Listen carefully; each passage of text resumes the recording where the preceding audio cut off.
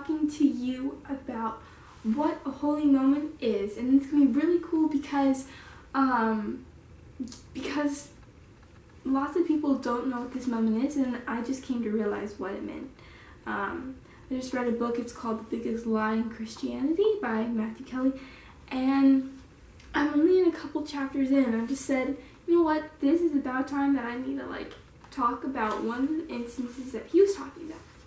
So to wrap up the point that I'm about to begin is, what is a holy moment?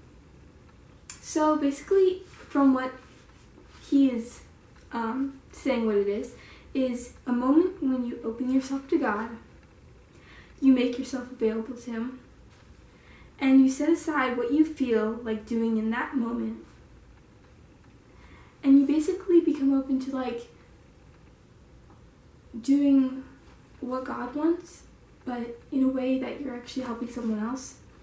So it's when you are just being who God wants you to be, that you're not pretending or trying to be someone else, which is really easy to do when you're friends with people and not being the real you and trying to cover up and just all that jazz. So basically, a holy moment is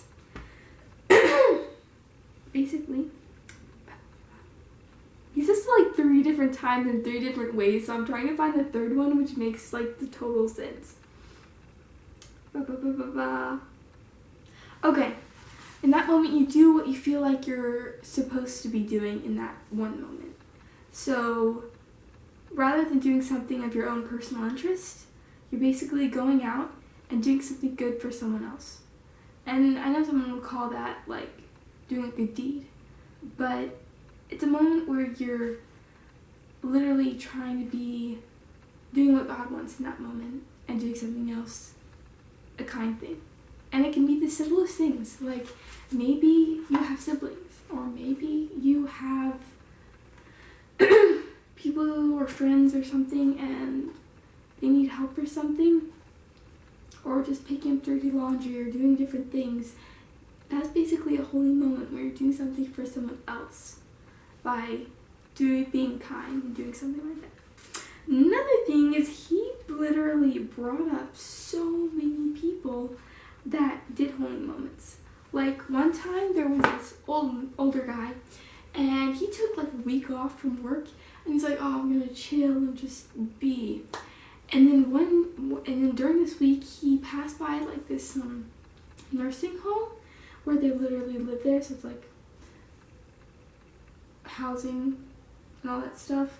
Well, anyway, so he always passed to his day to work, and he wasn't working, of course, but he passed by and he said, okay, I should go in, He went in, and he admits in the book that he was really embarrassed to do this, but he went up to the receptionist and said, who doesn't get the most visitors here? Because actually the percentage is that there's 2 people visit them per year or per 6 months or something, so they don't get visited very often.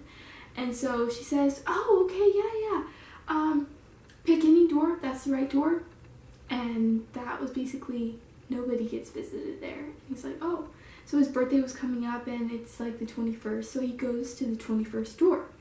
And so when he opens it, there's a really grumpy guy, and he just starts talking, and to this day, which is 10 years later, they're still best friends. They're literally best friends.